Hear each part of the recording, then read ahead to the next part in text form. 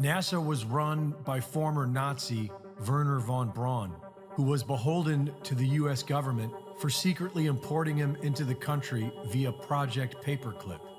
As were the dozen astronauts were Freemasons and the sons of Freemasons. Freemasons swear on their lives to keep the secrets they are entrusted with.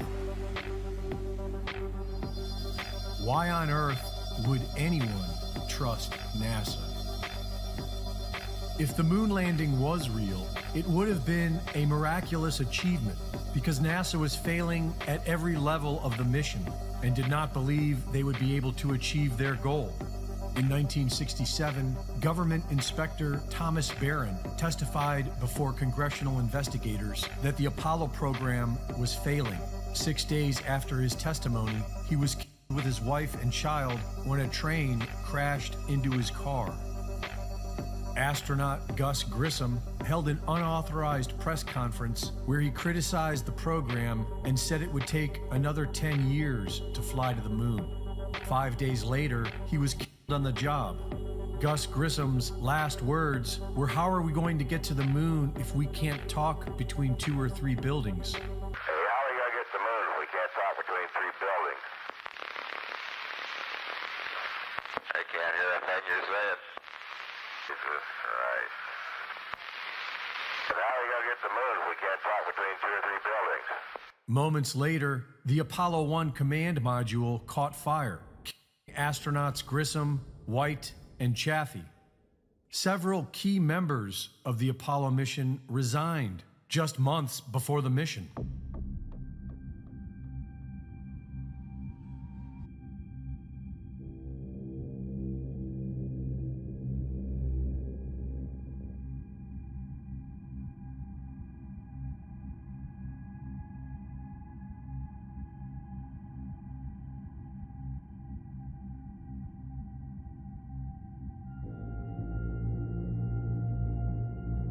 Problems with communications, the rockets, and the lunar module. But one of their biggest obstacles was deadly radiation. In order to reach the moon, one has to pass through what is known as the Van Allen radiation belt. And NASA announced in 2014 that this was still a problem when they launched an unmanned spacecraft to try to solve it. Radiation like this could harm the guidance systems, onboard computers, or other electronics on Orion. Naturally, we have to pass through this danger zone twice, once up and once back. But Orion has protection. Shielding will be put to the test as the vehicle cuts through the waves of radiation. Sensors aboard will record radiation levels for scientists to study. We must solve these challenges before we send people through this region of space. Aside from the Apollo moon missions, no one has ever gone past the Van Allen radiation belt. The Apollo moon mission had no protection against the radiation, and astronauts don't even seem to know about it. Any ill effects from the Van Allen radiation belts? No, now I'm not sure we went far enough out to encounter the Van Allen radiation belt. Maybe we did. The belts are 1,000 miles to 25,000 miles above the Earth. Then we went right out through them. According to NASA, we can go no higher than low Earth orbit. Plan that NASA has is to build a rocket called SLS, which is a heavy lift rocket.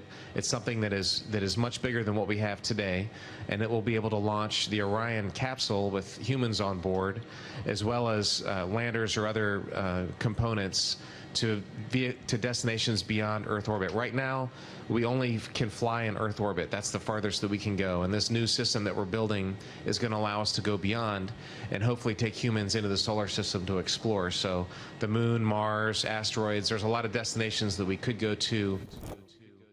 In the documentary film, a funny thing happened on the way to the moon.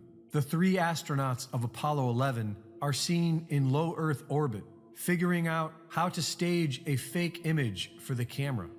This film was recorded when the Apollo 11 was said to be nearing lunar orbit, and we can see and hear them manipulating the shot to make the Earth appear to be thousands of miles away, when in fact they have blacked out the inside of the craft and are blocking off the window facing the surface to make it look like the Earth at a distance.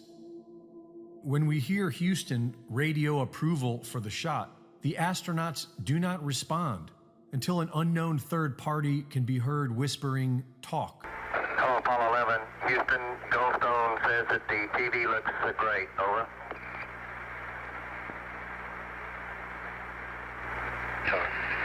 Okay, Roger. The astronauts are told they are being pre-recorded and edited for a subsequent live broadcast. Buzz Aldrin explains how they shut out the sun to achieve the illusion of the one window being the Earth in the black of space. And with direction from Houston, they get it to look right for the camera. We then hear the portion meant for the public, with Neil Armstrong claiming to be 130,000 miles from Earth and describing a single camera pressed up against the window to achieve the shot. But in the unedited footage, we see objects passing between the camera and the window. We see a work light in the dark. And finally, when they are done with their hoax, the final few frames reveal the truth. Protecting humans in this radiation wasn't the only problem. The high-end Hasselblad camera had no protection against radiation, and there is no explanation as to how it was able to take photographs in negative 200-degree weather with a constant bombardment of cosmic radiation. And the pictures themselves are full of anomalies.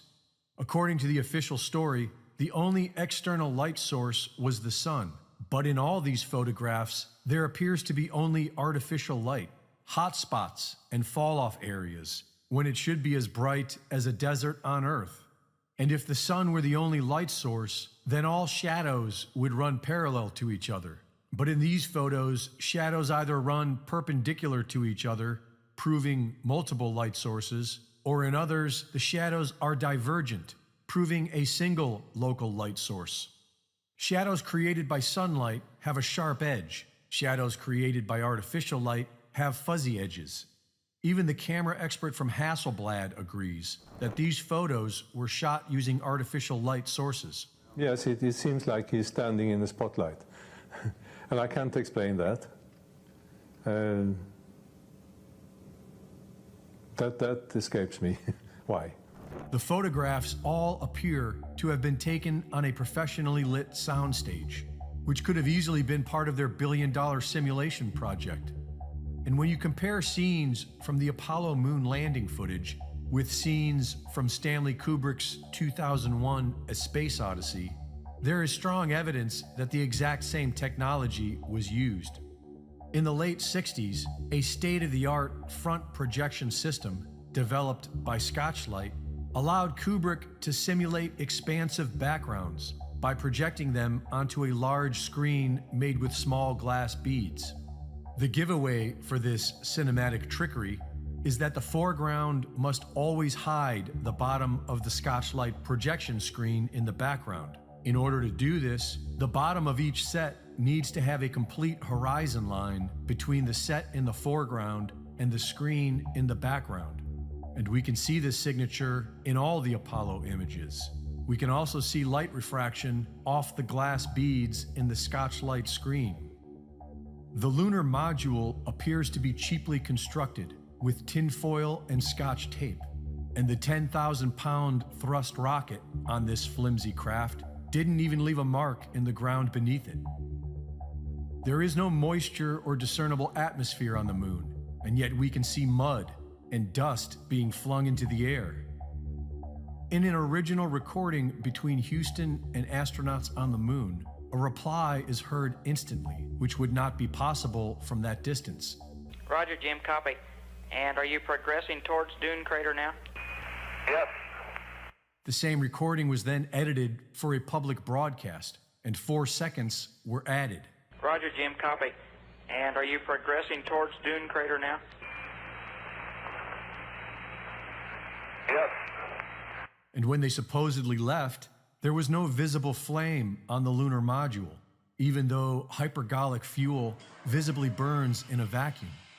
And we never hear the 140 decibel rocket engine which the astronauts are sitting on top of. 40 feet down, 2.5. Picking up some dust. 4 forward, drifting to the right a little. Hey?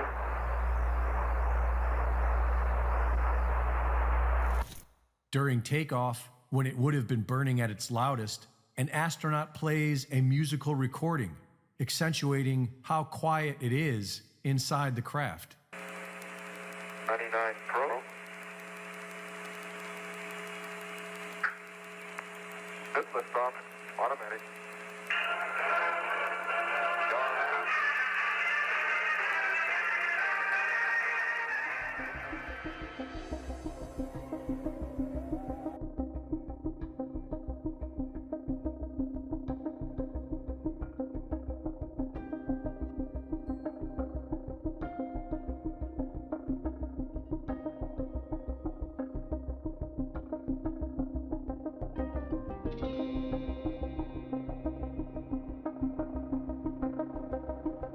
We've been unable to track it down. I mean, we don't know where this telemetry data ended up, and we don't know what path it may have taken. So, unfortunately, I'm afraid I can't really give you much of a clue as to where this data ended up. The fakery continues today.